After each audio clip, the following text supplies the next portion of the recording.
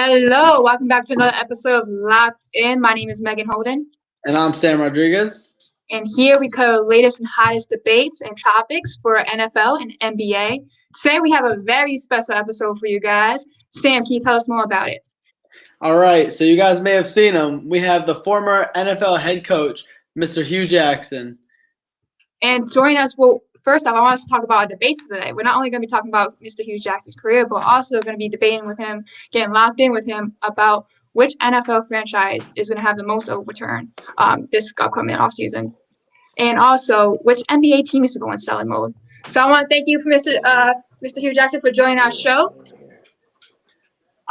Is audio okay?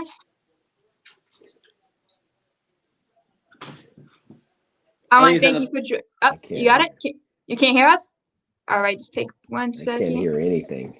No? Let me see. Got some technical difficulties. If you want to try jumping, going out, and then jumping back in. Oh, he can't hear me, so I don't know why I'm saying that. Yeah. I can't hear you guys. So I'm going to say put in the chat to ask him to come in and come out. And until then, so today we're going to actually talk about which NFL franchise going in. There's a lot of teams need to create cap space. There's a lot of teams that have cap space, a lot of culture changes. So I want to know which team is going to have the most overturn. Who's going to turn the franchise around, whether good or bad this season. I have a couple options. I know Sam has some in mind as too, and I'm interested to hear what Mr. Hue Jackson has. Do we have any update on the technical difficulties? I think he's trying to connect his headphones, the Bluetooth part. Gotcha. How about now? Any better? I can't hear anything for some reason. I think it's the Bluetooth part. Hold on. I think it's spelled Bluetooth wrong. No, that's right. Okay. I think you see that. Hold on. It's always good before the show until you go live, and it's always something. But thank you guys for sticking with us. While you guys do that, I'm going to try to get more people to come on. Tell your friends. Come join us. All right, he's trying to come back in and come back out right now. I just texted him. Perfect. If you want to put it, yes. And when he's doing that, I'm going to plug in Elite Sports Debates. For those who enjoy debating sports, who they think they're the best at it, there's a Facebook group called Elite Sports Debate. And if you want to test your skills, feel free to join them. Could you hear us now, Can you sir? hear us now? Yes, I can. Perfect. Thank you for coming on the show today, Mr. Hue Jackson. We appreciate it. How you doing today? I'm doing great. Thanks for having me. Of course. Now, before we go any further with the show, I always have to know, like, where Elite Alliance lies. What is there any team or player that you root for in the NFL and or the NBA? Any player that I what? I'm sorry. Or any team or player that you root for or that you're a fan of in the NBA and or the NFL? Oh, absolutely. The NBA is the Lakers. There we go. Yeah. There we That's go. my team. LeBron, obviously, but Kobe Bryant was my guy. So the late Kobe Bryant will always be special to me. And in the NFL, it will always be the Oakland Raiders for me because of Al Davis and my allegiance with him and what he did for me in my career. I'm just very appreciative. Absolutely. I'm not mad at the picks, even though I'm a Celtics fan. And we had plenty of Lakers fans on the show, thanks to Sam. I think that's the real reason I think that we got Mr. Hue Jackson. He's trying to gain up on me with all the Lakers fans. All right, but our first debate today, we're going to actually talk about this NFL offseason. There's going to be a lot of overturn. Which team do you think is going to turn the franchise around the most, good or bad, this season? And Sam, do you want to start us off with this debate? Yeah, so this may be a shocker to most people. I'm known to be not a fan of this team, but I'm going to have to go with the Pats. I feel like they have the cap space and everything to turn around this offseason. They're bringing back their defense. Dante Hightower's coming back. You see Stephon Gilmore may get traded, but if he gets traded, it's going to be a huge haul. And then there's so many free agents that are key. Re-signing Cam Newton was a big one. You need a decent quarterback back there, but now you need to get him weapons. You have Kenny Golladay as a free agent. I feel like the Pats have the money to sign him. He's the number one wide receiver. That'd be a great fit over there. And then you're looking at tight ends because without Gronk, you kind of like step back. You got the tight end from the Titans, Jonnu Smith. I feel like that helps them in the red zone. Last season, we saw the red zone targets were not there. They really weren't. They struggled there. Adding a tight end in there will help out having a big body. And then that defense is already there. They're coming back. But there's so many people. You got Yannick Nagat. I don't want to pronounce his name wrong. Nagaku. He's a free agent. And I think the Pats do have the money. If they want to give up the money for him, they can get him. And bringing those pieces together will help out Cam Newton over there in that offense because the defense is fine. The defense is fine. They were out due to COVID. But now that offense is all you need. Bringing in a number 1 wide receiver and then a number 1, number 2 tight end, that's going to help them out perfectly. And they have the money to do it, so they better do it. So my quick rebuttal to that, thank you for reminding me all of our needs. I appreciate it. I can always count on you to remind me that we suck right now. No, but honestly, you make a good point. They have 2 key starters coming back. They do have cap space. But the reason why I don't think it's going to be the biggest turnaround is because of 2 things. When you think of the Patriots franchise, they were still 7-9 last season. Like they weren't awful. They weren't great, but they weren't an awful team. And also, you talk about competition now, especially in the AFC East. You got Miami and you got Bills coming up. It's not going to be an easy ride. Even though I like Cam Newton coming back, I do like the cap space. I do think they're going to go after a wide receiver, upgrade that offense. It's going to be hard to compete. I don't think they're going to be that franchise again. So I think I can see them being as a wild card or a playoff team, but I'm not sure if that's a huge turnaround as the other team I'm going to mention. So my choice, I'm actually going to have a bad here. I think the team that's actually going to turn around the most, but it's not going to be for the best, is going to be the Saints. And here's why. They're in a sticky cap situation. They actually just cut some guys, Jenkins, to mention one, a cornerback, to create cap. And I said before, the reason why I had the Saints going to the Super Bowl last season is because I thought they were the most complete team. And they were one of the most consistent. Now they're taking not to take parts away from that, especially on the defensive side. And you also have the question, many people assume that Drew Brees is going to retire, even though he hasn't officially announced it yet. So that the cap, given it being one of the toughest divisions in NFL, I just don't know if they're going to just come right back and be a playoff team. They're not going to be as good as they were last year because of the cap situation. The competitions, I think, is going to get better because you have teams like Tampa Bay, who does have a little bit of cap space, who plans on bringing everyone back. Atlanta is going to be interesting to see if they go for a rebuild. But I feel like there's going to be a lot of turnaround this offseason. I feel like some teams in the NFC is going to get better. So I'm not sure if Saints is going to be one of those teams. I think the Saints are going to get worse. But team I actually do have getting better is I think Miami will take another jump. Now, people are wondering why I'm not picking another Florida team with the Jaguars. I think the Jaguars, they're going to have a lot of pressure on them because you got these big names coming in. You're going to have probably Lawrence coming in. And then you have Myers. So there's going to be a lot of pressure on them. But they're in a tough division, and they're going to be a young team. I'm not expecting a big jump right away. But Miami kind of has a base already. Flores is a great coach. They looked great last season, and now they have cap space to add more. I think they're a sleeper. Now, Mr. Hue Jackson, I'm interested to hear who do you have as the biggest turnaround this offseason? Well, I think the biggest turnaround this offseason, and I agree with both of the teams that you mentioned, but I think the team that's going to make the biggest jump is the Dallas Cowboys. Obviously, you get Dak Prescott back and get the leader of their whole organization back in the fold. He's feeling good. He's being paid as well as any quarterback there is in the National Football League other than Patrick Mahomes. And I think he's in for a tremendous season. Obviously, he was injured. Nobody knows exactly how he's going to come back, but that is probably the most complete team as we look on paper today that has a chance to really ascend. He has tremendous weapons on the outside. If we can get Ezekiel Elliott back to playing the way he plays, you get the left tackle back healthy. You get the right guard back healthy. I think that's a really good offensive line. Obviously, they have some holes on defense. I think they got to shore up the safety positions. They're going to always look for better corners. And obviously, they need a rusher in their interior. The linebackers need to continue to play better and stay healthy.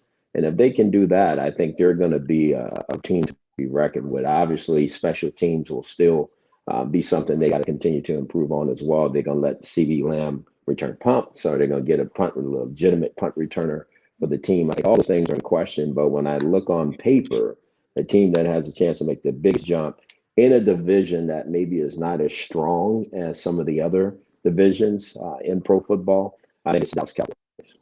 Now that's interesting because Sam has major trust issues when it comes to the Cowboys.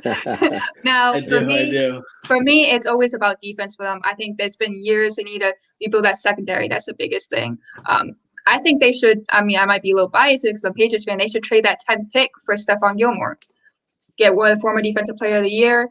I think they had the front seven. They had the names last season in that front seven to be good. I feel like this didn't perform as well. The offense, when healthy. Also, I mean, they can use a little bit more all-line depth, but when healthy, they could be a scary offense. We saw 2 seasons ago they were the top offense in the league. So it's about staying healthy for them. I think just adding pieces on a defense to shore up that side of the ball. But now, going to NFL to NBA. So the NBA, trade deadline's coming up right around the corner. What team needs to go in sell mode? And I'll start this one off.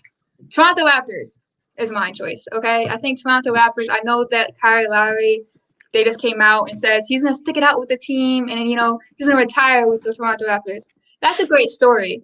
But if as a franchise, you're stepping on, I feel like, a nail because right now, you're not even in the playoffs. You're 5-5. You lost the last 3. You don't really have the pieces, especially with teams like Nets added more. And you have Philadelphia who has great continuity. You got Heat coming up since they got Butler back.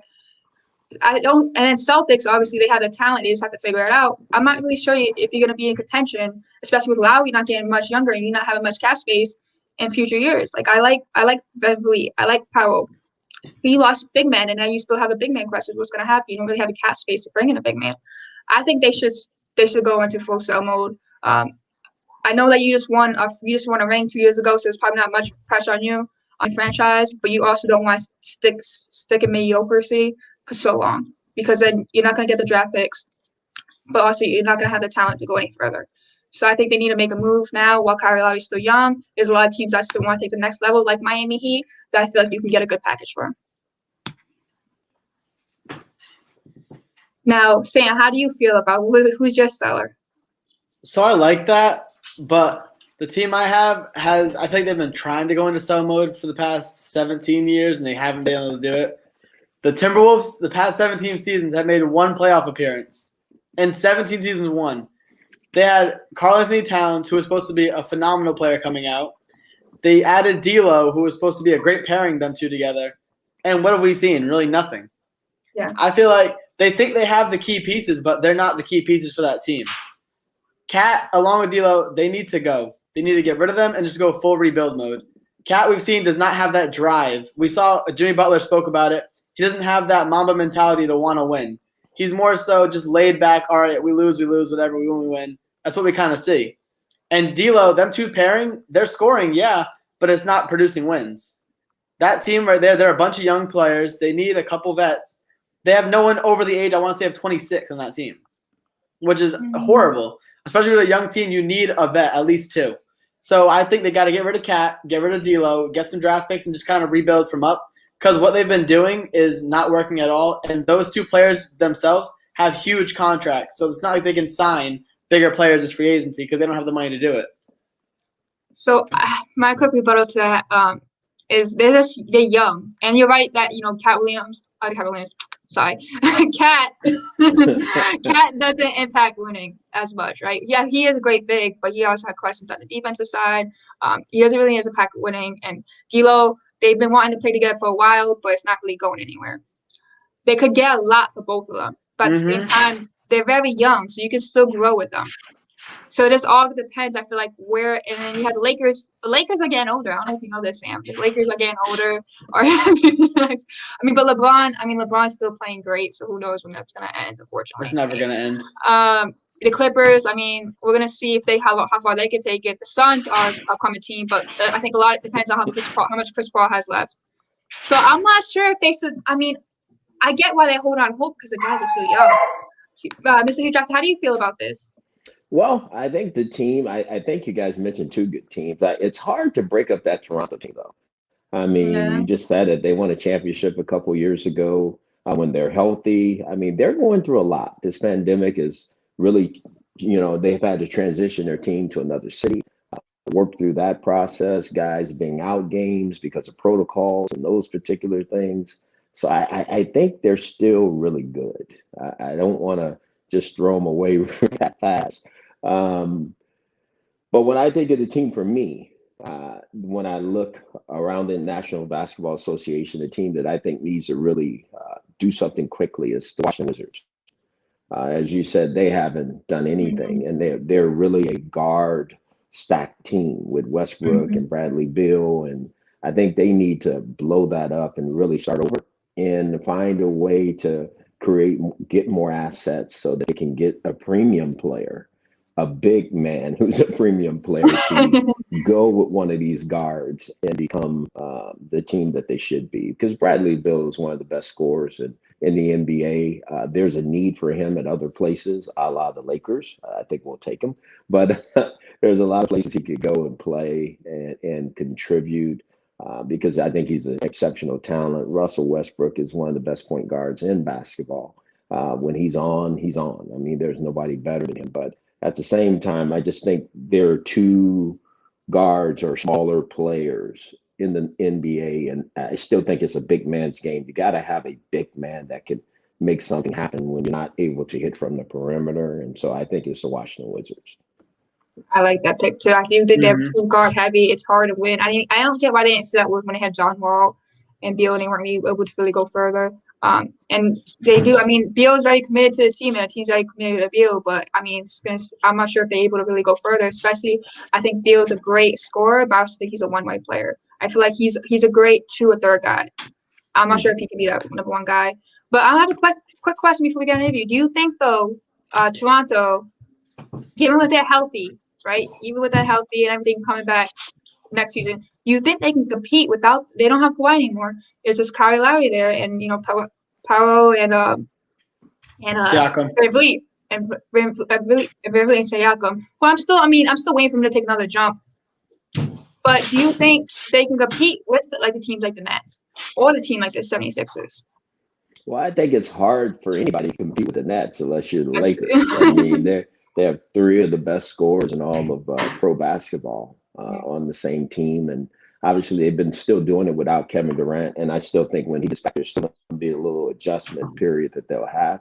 But I do still think that Toronto is still a team to be reckoned with. I mean, I think they have a tremendous coach. And I think when they're healthy, they have a culture and a confidence that they know how to win. And so they're going to be a team in the end that people are going to have to really take notice of, because I don't think they're going away. I think everybody thinks they're buried right now, but they're not. They'll be back. All right, that's fair. That's fair. So first, now I want to get to the NBA, to you, Mr. Hue Jackson. First, I want to talk about what made you fall in love with the NFL. What drew you to coaching?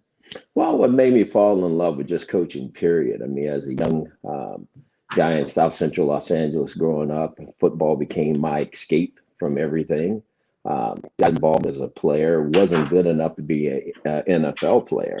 And so coaching became my thing. You know, I played both college football and basketball. So I thought I was going to go be an FBI agent. And I was always at the center of attention, whether it's playing or leading people. And so it became coaching for me. And somebody took me under their wing. Bob Cope, who was my coach at the University of Pacific, said, "Here's an opportunity for you." And I took it and ran with it. Absolutely. Absolutely. So you coached, coordinated, and assisted in football for about 31 years, which is crazy. Congrats to you. That's amazing. Thank you. What do you love and what do you miss most about the game? The players, the camaraderie of the guys, the strategy, getting ready for the week of a game, and just watching it unfold. You know, that's a lot of work that you put in, a lot of time, a lot of effort and energy. And so to watch that happen on the weekend and see a plan come together and work, boy, is very satisfying. But it's still always about relationships with the players, the coaches, the people that you spend the most time with. Absolutely. I'm going to follow up on that real quick before I go to my next question. Is if you had an ideal, now you mentioned, I know another podcast that you would like to come back. Is that still true? And where would be the ideal landing spot or job? Yeah, I definitely want to come back. I mean, that's my football is my all-consuming passion. I mean, people are pretty good at what they're passionate about. I don't know if there's any perfect jobs anywhere. You know, I think they become what you make it. It becomes the people that you're with. I think all those things go into it. But obviously, I'd like to be on the team where you win. Everybody wants to win, that's for sure. A team that has a chance to compete for their division titles, get to the playoff, win playoff games, and compete for the Super Bowl. That's truly what it's all about. Absolutely, absolutely. Now we do have a lot of we have college students ourselves, and we have a college following, and I know a lot of college kids who would love to be part of NFL. And I want to know your journey. Like, what was your journey like, and what was the steps you had to go through to get to that point? Well, my journey was different, and I think this past year was a 100-year history of the National Football League, and there's only been 19 minority head coaches, as we added one this year, in the history of the league. So, and I've done it twice. So I'm grateful and thankful for the opportunities I've gotten, even though they were tough ones. But I still was able to make that happen. And my journey was different. I thought in order to become a head coach, I had to coach the most important player on the team, which was a quarterback. So I started into the National Football League as a running back coach, and then became a receiver coach, and just worked my way up through and became a quarterback coach and then a coordinator. And so what I was trying to do is take all of the reasons why I could not be a head coach out of the equation. So I wanted to have been involved with every position, been a coordinator, call plays, coach the quarterback, develop quarterbacks, all of that. And sure enough, I was able to do that and make it happen. Now, would you say it's most like how to get into that level? You think it's mostly about connections, or is it just right timing, or is it like where's the key factor there? Well, I think it's like anything. Somebody gives you an opportunity. Somebody recognizes your talent and your ability. When I was in college, I recruited 2 Heisman Trophy winners, Matt Leinart and Carson Palmer. And I think those things preceded me, and it gave me a chance to go to the National Football League and coach in that league. And then your reputation about developing players that you coach, that becomes your signature. And so it kind of grew from there. Absolutely. That's amazing. And then you actually had an interview with the Steelers for offensive coordinator this year. Can you share more on that? And also, do you think it was the right move bringing Big Ben back? It was a 3-hour interview with Mike Tomlin. He's one of the best coaches in the league. He has a way of doing things. I think he always likes to promote from within instead of somebody coming from the outside. So he hired a guy that he was very familiar with, which I think, as a head coach, you have the right to do that. Obviously, they have a good team. They have a great culture there in Pittsburgh. They're going through some changes. They've lost some offensive linemen. Some guys have retired. Some people they will move on from. And, Ben is, probably at the end of the road. Let's just be honest. I think he was a tremendous player. Great things for Pittsburgh. But if you look in that division, there's a lot of young quarterbacks now, from Baker Mayfield to Lamar Jackson to Joe Burrow. So that transition has to happen pretty quickly, and I don't know what the strategy is right now of waiting as opposed to doing it. Maybe the thought is with a veteran quarterback, he can win you a few more games that you probably wouldn't with a rookie quarterback. I don't know. But at the same time, they're going to have to make a move here soon, and even if he stays, you still got to draft a quarterback for the future. So it's going to be interesting to see what they do. For sure. I thought he should have hanged it up too. I think, honestly, looking at it the second half of last season, I thought he was the one that holding that team back because that team's defense was serious. Offensively, they have the weapons, so his offense shouldn't have been that bad. And I think he just kept making mistakes. I think it's just time to hang it up. I think injuries have caught up to him. But since you brought up minority head coaches, I want to know, what's your thoughts on the lack of representation and lack of minority head coaches in the NFL, and what the NFL is trying to do about it with the incentives? Do you think that's the right move? And also, what was your experience like? Do you feel like it was more tougher to elevate and move up in those positions? Oh, I think it's very tough to elevate in the National Football League for minority coaches to the upper positions. There's not very many quarterback coaches. There's not very many coordinators. There's not very many GMs. I know there's a few more we've gotten, but you're talking about 32 teams. So if you only have 4 or 5, people think that's a lot. Well, that's because of where we're coming from. We didn't have any. When you think about quarterback coaches, I think there's 3 now. And at one time, I remember myself, Pep Hamilton, we were the only quarterback coaches in the National Football League. So when I look at it, it's just been hard for minorities in general. It's been very tough for them to ascend and get to those opportunities. I think it has to change. And the only way I know to do things is to be fair. I don't know any other way to do anything. I just think somehow, some way they mandated, the concussion rule of taking the head out of the game, which I'm not a doctor, but you can't take the head out of the game. It's football. That's true. So if you can mandate that and look at the data, and the data said, hey, look, this is making the game better and safer. And if you're going to say diversity and inclusion is that important, then why wouldn't you mandate that as well? And just make it fair. If there's 4 jobs, 2 go to Caucasian coaches, 2 go to minority coaches, and see what the data says later on, and then make a decision about what we're doing. And I think what it'll show more so than anything is that you're being fair. And I think that's the most important part of this. Oh, yeah. Especially when you talk about a league, like it's not the same. When you look at the players and look at the coaches, it's not the same representation. No. I feel like it should, and especially given the recent times, I know a lot of coaches I talk to, like they have a lot of mentor relationship with the players. And given a certain time, recent time, last 2 years, even though it's been a problem with social issues and social justice, the players can't really, an NFL can't really go. Not too many players in the NFL can go to their coaches with these issues because it's not really stuff that they can really relate to too much. So I feel like having more representation is much needed. Also, it's because I will say this. I don't think it's because of that they can't go to them.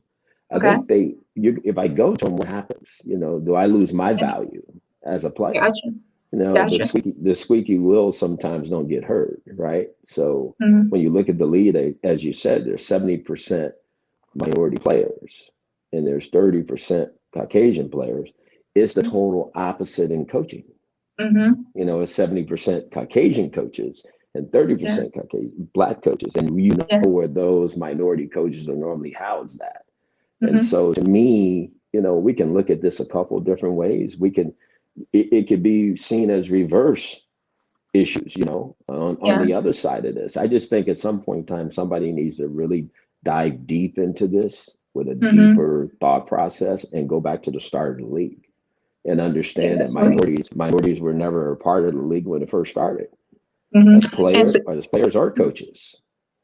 Yeah, absolutely. So until you figure that out and understand where you are today, I mean, we're here because that's the way it was. So if somebody's not going to mandate change, it's not going to change. That's my point. And so I'm gonna hold off this next question because this is a very important. I want to touch on this a little bit more. Do you feel like, especially I'm looking at when coaches and QBs, do you feel like there's more pressure when you're a Black QB or a Black coach? Also, I feel like there's probably less room for mistakes. Also, like do you feel like that's true? I know it's true. I mean, you carry the world of not just winning, you're carrying the race on your back as well. Because if you don't succeed, it's like throwing problems to the next guy that has an opportunity. So that's hard. So as a player and as a coach, you're carrying a little bit of everything. You're trying to win and lose and be the best you can be as a player, but you're also carrying the race with you too, because Black quarterbacks, as you've seen, they've really transcended over the last 3 or 4 years. I mean, some of the best players in the league are minority quarterbacks, and some of the best coaches. We just talked about Mike Tomlin a second ago. So it's just interesting. Yeah, it's just interesting. But at the same time, I think everybody feels that because we know that there's not very many in the league right now. Absolutely. Oh, exactly. I mean, everyone deserves a fair shot no matter what. Still on this, I actually have a question. What have you personally experienced throughout this? Like, have you personally experienced like some hardships trying to get coaching jobs and such?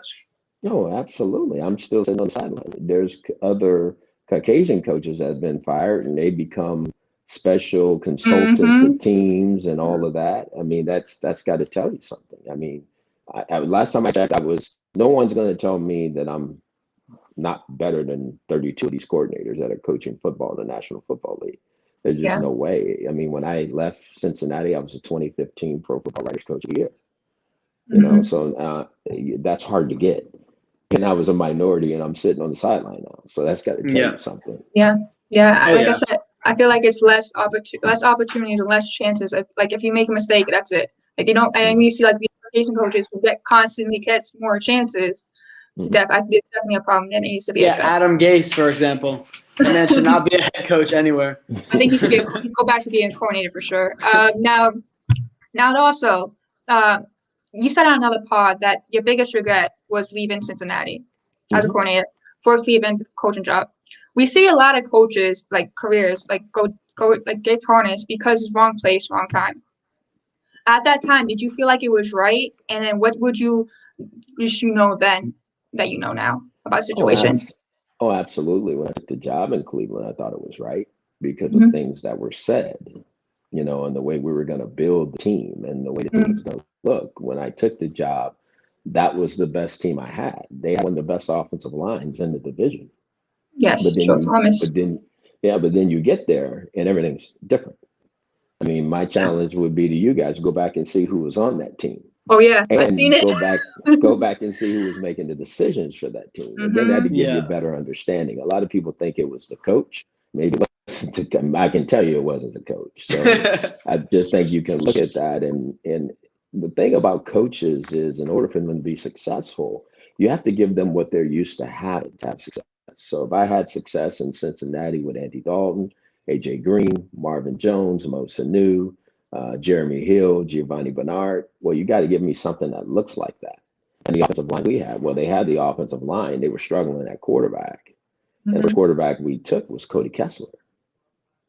So, I mean, how can you say you're looking to improve the position? You take Cody Kessler when there's other quarterbacks there. And then the next year, you take Deshaun Kaiser. Yeah. And so what are we really saying here? So that's what I'm saying. I mean, eventually all this will come out because I'm going to make sure it does. But people, I think people haven't really dug into it and seen what it really was for those first 2 years to where it is today. Well, I want to have this place be the place. I actually dug deep, and that's something I want to talk about. But first, I'm interested in knowing what was the stuff they were saying to you that didn't produce to be true once you got that job. Well, I won't dive way into it, but let me say this to you. Do you think any minority coach would take a job anywhere where it would decrease his value and he thought he was going to lose? Yeah, no. Nobody would. You wouldn't do that. There's no amount of money in the world that somebody could give you and say, come over here, you're going to lose all the time. That doesn't happen. So that tells you that maybe, you know, things wasn't what they seemed to be. Absolutely. And they had a problem before you got there with first round picks. They kept busting on first round picks. I also saw on another podcast, and people don't see this. Okay, so like you mentioned, you went from your best player on your team was Joe Thomas. That was like the only Pro Bowl in 2017 when you came in. That was offensive lineman. He was also getting up there in age, but he was still a great offensive lineman. But you went, like you said, you went from I can't even remember his name. The first guy, I had it in my head. You went from him to Kaiser, and then you end up getting Baker last year, but then ended up being cut short. People don't know, like a lot of the people that you were taking part in, because I know you mentioned that you were part of picking Garrett over Mitch. Is that correct? Like you were telling the front office, like, no, Garrett. Absolutely. So that told me you did your homework. So thank you. Oh, yeah. And that was a phenomenal pick. So yeah, that turned out well, and you're very well in your favor. Well, but also, there's a reason why an offensive coach decides on a defensive player. Because maybe he knows that guy's a generational talent. Absolutely. You know, and that's going to show itself out. You know, that's what it is. And but there still was some other quarterbacks. And we had 2 first round picks, not just one. We had 2. Yeah. So there was still a possibility of taking one of these great quarterbacks that are playing in the National Football League today. And were you also part of bringing in, like, obviously, Ben Baker and Chubb? Were you also part of that as well? Yeah. That was a different regime. So that was John Dorsey, who was a football man, who understood the league. I mean, that's what I'm saying. Nobody goes back and see when John Dorsey got there first and said, it's not the coach. We got to get him better players. That's in writing. You have to have players to win in the National Football League. And because those first 2 years, like, you didn't really have anyone. And how do you keep in mind, like, okay, we have a team to win, but when you look at your roster, you're missing those key pieces. And looking at the roster now, you're seeing the guys that you help, pick out and contribute now having success. Do you think also a key part of letting coaches just be able, give them a chance is time? It's time, and also putting into who you're going to have on your roster. Well, it's time, but it's Mm-hmm. also sharing the same vision. The organizations who win a lot, they see it similar. They know what the good players look like, what they play like, what they act like, what their personalities are. I mean, just all of it. I mean, so if you go back to, as you mentioned, the first 2 years on offense, because Joe Thomas was one of our best players. He was a cornerstone of the organization. But Yeah. our best offensive player was Terrell Pryor. That's true. Yeah. Terrell Pryor is not even in the league. Terrell Pryor had 1,000 yards receiving. Wide receiver, yeah. Yep. And he's not even in the league today. So that's what I'm saying. When I say that was my best coaching job that I did personally, that's why I said that, because we took a guy who was a quarterback. I had him at Oakland, who now became a receiver, who led the team and had over 1,000 yards receiving. That's got to say something to somebody. You know? And but that never gets mentioned. Those things never get talked about. Nobody goes back and dig into the team that was assembled, that was playing. Where are these guys playing that today? Joe Patonio is still playing, but nobody else in that offensive line, I think, is playing. You look at the receivers, nobody else is playing. You look at the runners. You look at all of that, and so it's just amazing to me, because there were so many narratives that were spun a different way. And you could do that back then, but now that we're away from it, I wish somebody would really dive in deep and say, wow, was this really coach, or who was making these decisions? I wasn't the GM. I was the coach. Exactly. I was the coach, not the GM. Exactly. You have a question, Sid? Oh. Yeah, I do actually. So we talked about your biggest regret. What is your best coaching moment you've ever had? My best coaching moment that I ever had. Wow, there was a lot. There's been so many in my career that I look back on, but probably the best coaching moment in my time was when I was the coordinator at Oakland. We had a young player by the name of Jacoby Ford. We were playing Kansas City, and Kansas City was one of the best teams in the division at the time as well. And that year, we beat everybody twice. That was the division teams, but we were playing on a Sunday, and Jacoby Ford was a rookie, and he made some tremendous plays for us to win this game in overtime. And to me, that was one of my greatest accomplishments, is watching a young player who was a rookie, who was kind of undersized, but as fast as anybody I've ever been around, made some spectacular plays to uplift a city, an organization, and a football team. Absolutely. And also talking about another coach. So you mentioned the Raiders before. A lot of people, when they think of Hue Jackson, they think of Cincinnati or the Browns. Can you tell us more about your time with the Raiders and what happened? You guys went at 8-8. What happened with the Raiders, and what was your experience like with them? Oh, it was the greatest time in my coaching career. I mean, I went to Oakland. It was my first time to be truly the coordinator, call the offense, coach the offense. It was my offense. We went from 31st to 6th, in 2010. 2011 became the head coach. Al Davis gave me the keys to the organization because he believed in me, and I believed in him. And then he passes. He died during that year.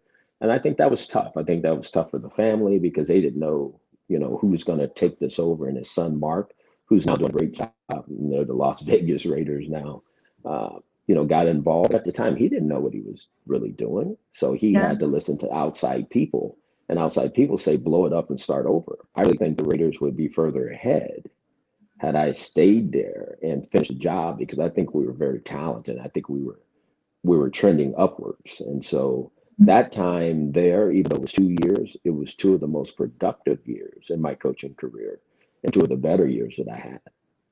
So you're pairing it back up with Carson Palmer, who we saw, besides his injuries, obviously took a hit, but we saw when he played, like, he had flashes, like, it was there. So what's your thoughts on Carson Palmer and how it turned out with him? One of the best quarterbacks to play in the league. And I think it's unfortunate that he never won a Super Bowl. I mean, he was the first pick of the draft. He was a guy who recruited and coached in college. tremendous here in Cincinnati. Obviously, what he did in his career speaks for itself, I should say. But he came to the Raiders, and I know everybody thought I brokered that trade. I did not, but Mark Davis came out afterwards and said, I don't understand why everybody's still mad at Hue. I made that decision. Yeah. I just told him we just had some quarterbacks, and because I recruited him in college, was with him in Cincinnati, people thought it was me pulling the trigger because there was no Al Davis, there was no vacuum of who is the GM, who's making these decisions. Mark made that decision. I wasn't running the organization, and so I got tied to that for the longest. It was Hue Jackson who gave away these draft picks for Carson Palmer. And obviously, it almost turned out right. Had we won that last game in 2011 and beat San Diego, we would have been hosting a playoff game right there in Oakland. And it would have been the right decision for all. But obviously, people thought that it was me, and it wasn't. Yeah, I feel like the coaches get blamed for a lot of the trades that occur when really it's not them. Coaches get a lot of blame for everything. I'm going to admit to that. If coaches, if the players don't perform, it's on the coach. If it's if they don't have the roster, it's on the coach. Like all coaches get a lot of blame. And we get that. I respect that. I don't think there's anything wrong with the coaches getting a lot of the blame when the teams don't play well. But what is the coach playing with? I think that's the biggest thing. Is this a collaborative decision, or is this a decision that's gone left and people are making decisions for the coach? But the coach got to stand out there in front of it all and answer for it all. And he can't. And if you go against it, then you're not working with the people in your building. Now behind closed doors, you might be fighting every day, but out in public, you gotta give the public perception that things are moving in the right direction.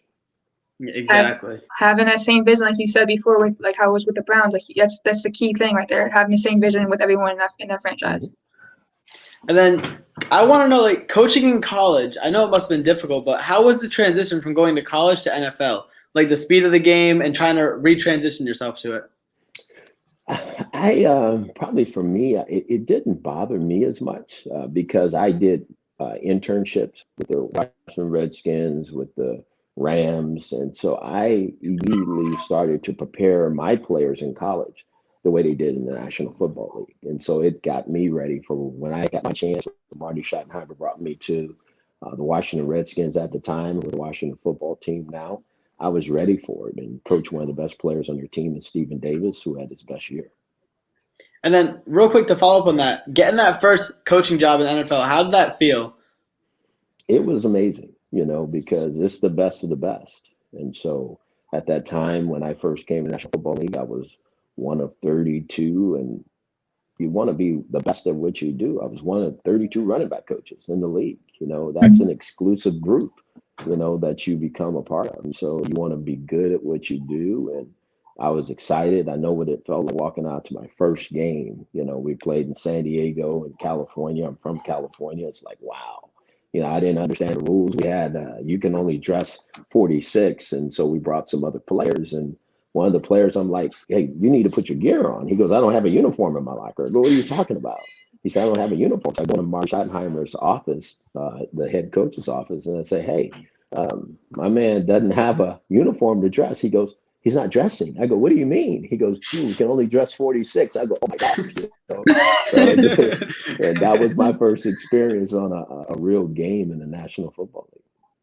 So that was like the welcome to the NFL moment for you? Yeah, Absolutely.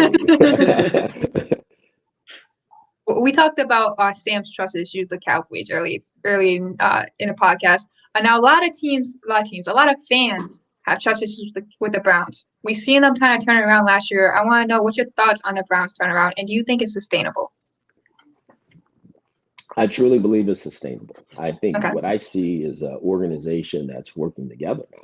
I think you see the coach's influence on the football team. I think you see they're running his offense. I think you see that they're doing the things and getting him the type of players that he needs to be successful. I think they have a very talented young quarterback. I think they have an offensive line that they're building.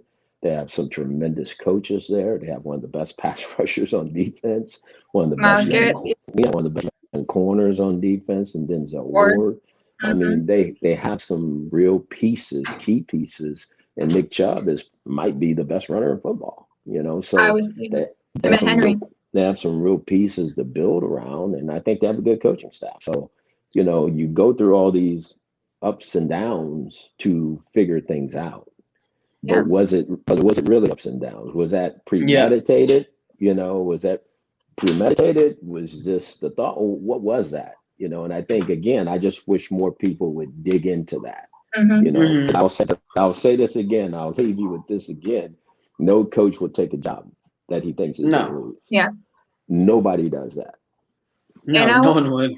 And I want to touch more a little bit on it in a second, but also I want to know. But I can't. How much longer are we going here? Because I do have to go pretty soon. I didn't know we were going this long.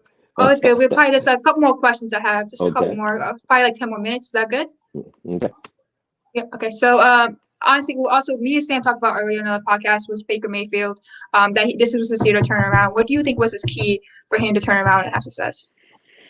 I think what I saw, and again, this is one man's opinion. When I thought Baker started to play better this year is when they put him more in the shotgun.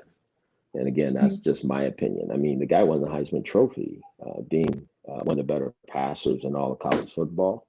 And he did it out of the shotgun. Not that he couldn't play under center. And he made some tremendous plays under center this year. But I think it's like anything, you have to play to your player's strengths. And when you watched Cleveland, I thought they started to do that. And then I thought, him understanding the coaching staff, they didn't have an off season. I think they were able to mesh and understand what they needed from him and what he needed from them, and then it worked. And then my last question on that, while we're on that topic, we saw the fans kind of trolling Baker Mayfield once the season ended, saying, "Oh, get rid of him, still draft another quarterback." Do you think the fans are right in that aspect, and how much is that going to weigh on Baker's mindset? No, I don't think they're right at all. I think obviously he's shown that he's worthy, and I think people, when they think of first pick of the draft quarterbacks, they want them to win every game. That doesn't happen. Look at Jared Goff. Jared Goff went to the Super Bowl, with that team, and now he's on another team. It's all about fit. I don't care what anybody says. It's got to be the right fit. And in order for a quarterback to have success, he has to have the right things with him: an offensive line, receivers. It all works together, and so coaching. And I think, he's in the right place at the right time, and his personality, he doesn't care what anybody else thinks. And that's why he's so good for Cleveland. That's why he's good for Cleveland. I mean, that was part of the process in drafting him, because some quarterbacks would go there and they might die, just because they couldn't handle the pressure of what was coming. But he doesn't. He has a different personality. He's an alpha, and none of that was going to bother him. Absolutely. And my last two quick questions for me. Now, there's a huge debate between something we call tanking in NFL, right? If a team doesn't make it to the playoffs, should they tank? I'm interested in hearing from the coach's perspective how you feel about that. Should they go for a better pick, or should you just compete to win? Also, was anyone in your ear when you're in Cleveland about, hey, you know what, we got to tank. We got to tank. We're going to go for a pick. Well, let me say this. No coach, no player would ever be involved in tanking, right? I mean, you can't. There's nowhere in anybody's contract that doesn't say lose. We pay you for losing. They pay you to win, right? Let's just be very honest. I think what you have to understand about tanking, that's at a higher level. That's not at the coach and player level. And then people got to understand the definition, because I think people get it mixed up. Everybody look at tanking as if coaches and players are blowing games or not trying their hardest to win. You can't do that in the NFL. You'll get hurt. You'll get hurt, and like I say, you lose all your value. I think the biggest question is people have to understand: is the team built to win? That's what everybody has to understand. Does this team have enough to win football games? That's the optics. They can leave a few of these good-looking players there, but those guys don't affect the game. Is there enough players to win?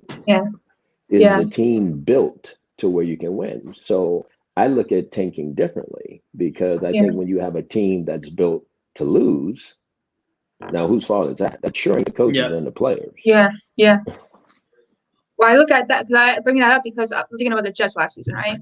the Jets had some chances to win, but everybody was telling them, like, I could tell probably the GM and everyone was probably saying that their plan was to tank, get the best pick because we want Lawrence. There was a couple of times, especially in that New England game, where I felt like they were just kind of throwing a game. Not the players itself, but the players came out and said, like, we're play to win. That's where you play the game. So I would say, what's your thoughts on that situation? And do you believe in the take-in situation as far as outside of a coaching, like just from a team building standpoint? Do you think it's a good strategy? I think it's BS. I don't think you ever do that. I don't think it's right. I think it goes against the Constitution and bylaws of the National Football League and the Shield. I think, which is the most important piece of this. I think it dishonors the game. I think it's bad for the fans.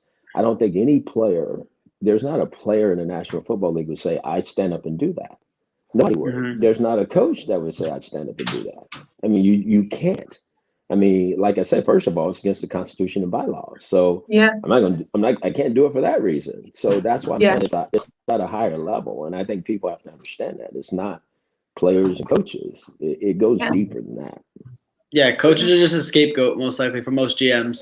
Because no one really knows the GMs. They know the coaches, though, because they see the coaches every Sunday. They never really see the GMs other than some press conferences. Or the other executives that are involved in all that. Very true. Very true. My last question I have is now back to Cleveland days. There were rumors, pro baller, and arguably one of the best players we mentioned, Joe Thomas, was in trade rumors. I'm not sure if you hear the Peyton Manning story when I guess Peyton Manning called him and told him, like, hey, if you want to be traded, go to your GM's desk and take a poop on his desk. Like, I'm not sure if you heard Joe Thomas share that story to get him traded. But what's your thoughts on Hall of Fame generation talents being on rebuilding teams in their prime? And relating to that, what's your thoughts on the Watson situation? Well, let me say what situation? Deshaun Watson. So first of all, let me respond about the Joe Thomas situation. I was not there when Denver tried to get him. I came after that, and I made it very clear I never wanted to lose him. You have to have generational cornerstone players, and that's what he is. Yeah, you know, that's the guy that's going to go in the locker room and make things right with the football team. So you can't run those guys out. But you just said something that's true. You say rebuilding. I don't.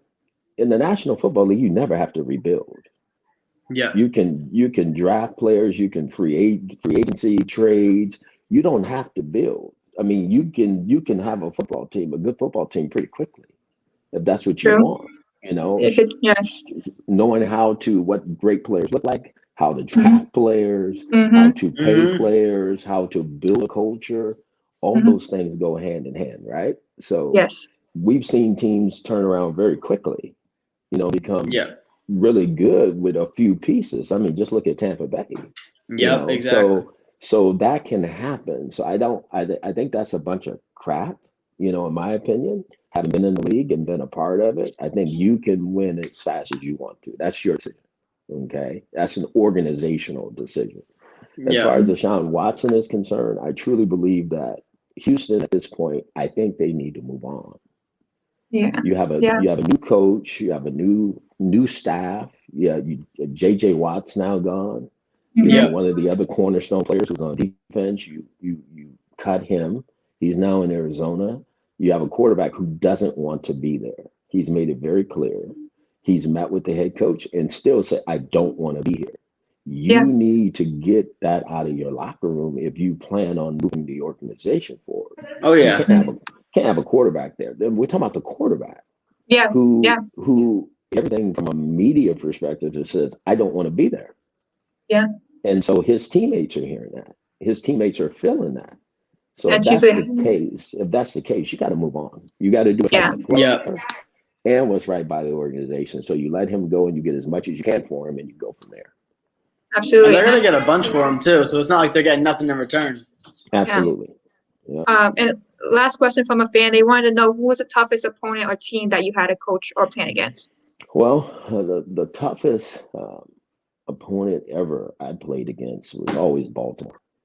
Because of their style of defense and Rex Ryan and what he did on defense. And, you know, that's who Baltimore was known for, defense. You know, obviously offense has started to come around, but it's been about defense in Baltimore. You go back to the Ray Lewis days, Ed Reed and Terrell Suggs and Elodie Nada and all these great players that have played there. Bart Scott. All you other guys don't get mad at me because I didn't mention your name, but there were some great defensive players there, and so they were always very good on defense, and so they were always the toughest. Absolutely, and I still think that kind of defensive first team. When I think of them, I still think of defense, even though it's not as great as the regular days. But I want to thank you, Mr. Hue Jackson, for joining our show. It's been a pleasure, and thank you for your time. I know we kept you a little over, but we appreciate it. Okay, Thank you. got it. Thank you. Thanks for the opportunity. Thank you. Okay. Right. Best of luck. Thank you. Thank you. Bye-bye. So for our viewers, you guys can catch us next Saturday at 12 p.m. And until then, I'm going to do this voice until I get the outro going. Hey, you got to do it. It's a trademark now. See you next time.